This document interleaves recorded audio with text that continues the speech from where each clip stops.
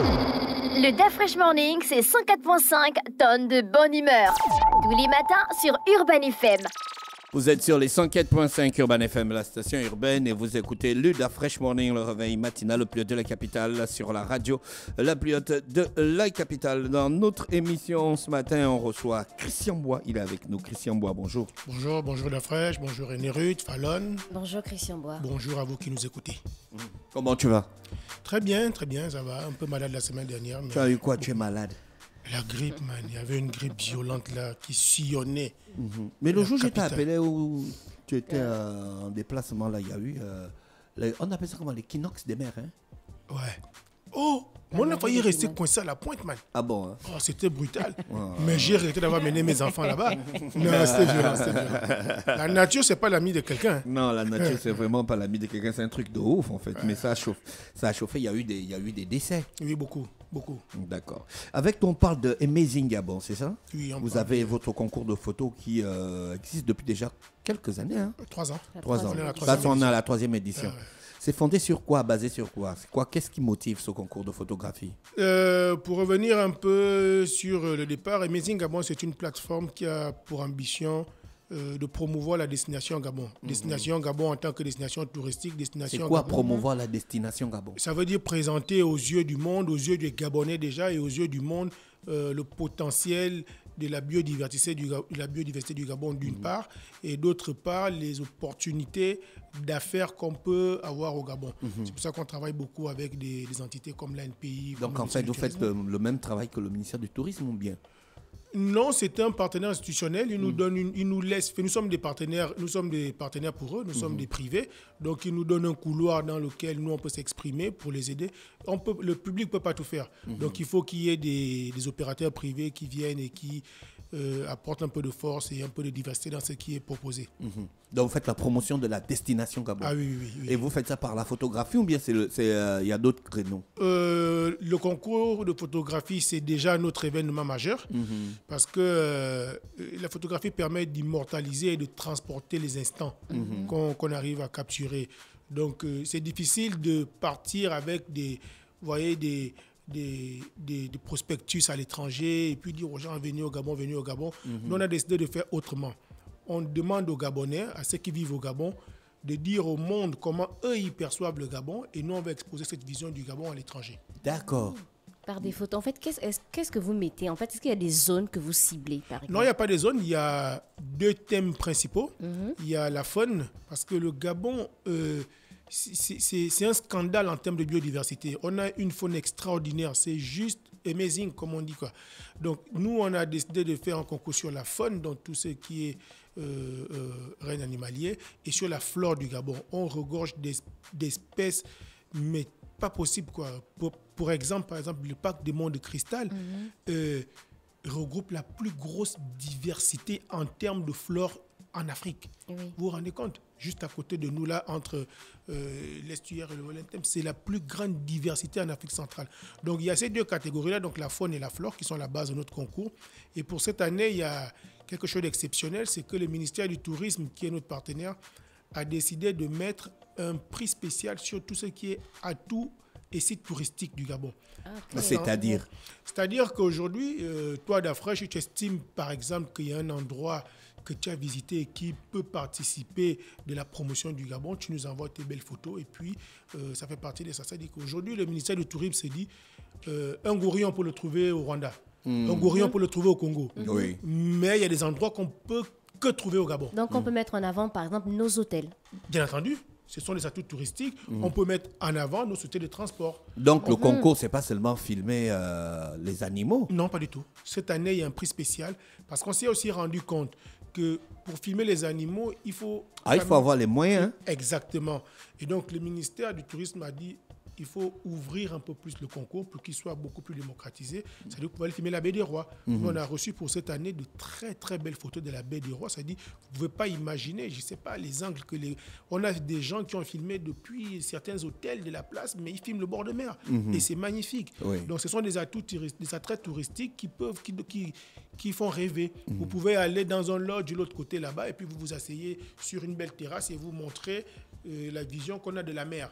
Donc ces atouts touristiques vont permettre aujourd'hui d'optimiser la visibilité qu'on veut donner de notre pays. Est-ce que les gens comprennent votre vision ou bien ils viennent juste pour le prix et gagner quelque chose? Les gens commencent à comprendre. Les gens commencent à comprendre. Parce que au-delà des prix, il y a un livre derrière chaque année. Donc, Ah bon, il y a un livre? Il y a un livre qu'on Mais la édite. première édition, le livre, il est où? Le livre, il est là. On a le livre, la première édition. La deuxième? La deuxième, le livre est en train de finir. D'accord. En réalité, le livre est toujours en décalé. Parce que le livre se fait entre deux éditions. Oui. C'est-à-dire que là, on va lancer les expositions de cette édition. On va avoir le livre qu'on est en train de finaliser. Voilà. Mais comment vous choisissez, par exemple, les photos? Parce que je pense que l'année passée, vous avez eu 69 candidats et 200 photos. Ouais. Vous avez sélectionné que 68, je crois. Oui, c'est à cause des formats des expositions. On a un jury. L'année dernière, c'était M. Mboussou, le président du jury. Cette année, c'est Mme Savina Massari, qui est coordinatrice du réseau des Nations Unies au Gabon, qui est présidente du jury. Et donc, le jury a un travail de malade. Cette année, on a reçu plus de 400 photos. Et on a été obligé d'augmenter le volume des photos. Nous sommes passés de 60 photos, comme tu l'as dit, à aujourd'hui, on va avoir 110 photos qui vont être retenues. C'est aussi un bel avantage pour nous. Ça veut dire qu'on aura un livre beaucoup plus fourni pour la 3e édition. Donc le jury, nous on reçoit les photos, on enlève les identités. Il n'y a que nous qui avons les identités des photographes. Et on soumet au jury les photos. C'est-à-dire, ça s'asseye comme on est là et on les projette sur un écran et le jury sélectionne. Ils disent catégorie flore, catégorie faune, on retient. Et il faut dire que on va remarquer qu'il y a toujours la part belle à la catégorie flore parce que les animaux sont toujours beaucoup plus impressionnants en photo qu'un bel arbre ou une belle fleur. Donc, pour la beauté des expos et pour la beauté du livre, c'est des arbitrages qu'on fait. On dit on va mettre beaucoup plus de photos catégorie faune pour avoir quelque chose de beaucoup plus parlant. Donc le jury se réunit et il sélectionne les photos qui vont participer au concours. Parce que quand vous envoyez vos photos, chaque photographe doit envoyer minimum 3 photos, maximum 5 photos. Vous pouvez compétir dans toutes les catégories. Quand vous les envoyez, vous n'êtes pas encore dans le concours. Après, on fait une présélection, on retient les photos qui vont participer au concours. Et une fois que c'est fait, nous, on les imprime et on va donc amorcer la phase dans laquelle nous sommes. Donc là, on va ouvrir les votes lundi prochain, là, le 1er avril, sur toutes les plateformes digitales.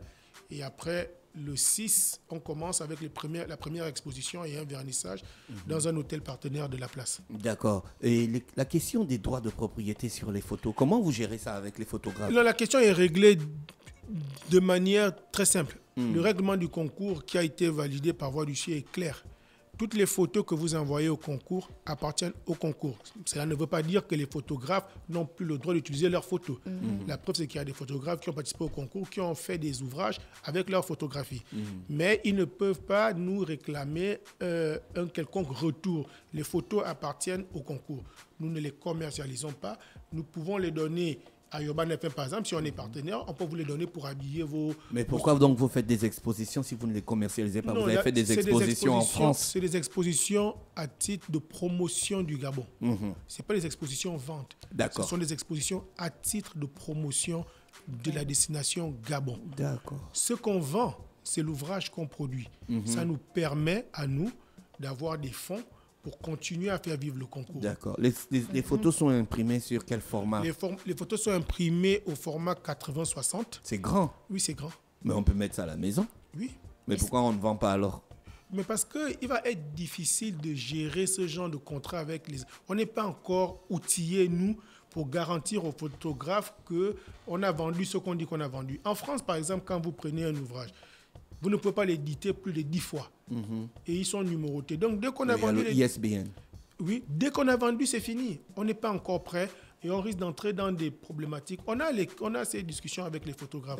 On risque d'avoir des problématiques de est-ce qu'ils ont vraiment vendu ce qu'ils disent qu'ils ont vendu? Est-ce qu'ils n'ont pas reproduit derrière moi? Est-ce qu'ils on veut pas entrer, tout à fait, voilà, tout à on fait. veut pas entrer dans ça. Les photos, on peut les imprimer autant qu'on veut. On peut les offrir autant qu'on veut à nos partenaires, mais on ne peut pas les commercialiser. Est-ce que vous êtes déjà retrouvé dans un cas où vous avez les mêmes photos des différents photographes? Ah oui, il y a beaucoup de photographes qui partent aux mêmes endroits. Oui, et il y en a même, on a même des photographes qui font des voyages de groupe. Et donc, Dafresh, il a filmé cet oiseau sous cet angle, René Ruth, il filme sous l'autre angle, Fallon filme. Donc, aujourd'hui, avec l'habitude, on peut reconnaître qu'ils étaient aux mêmes endroits. Et puis, c'est facile à savoir.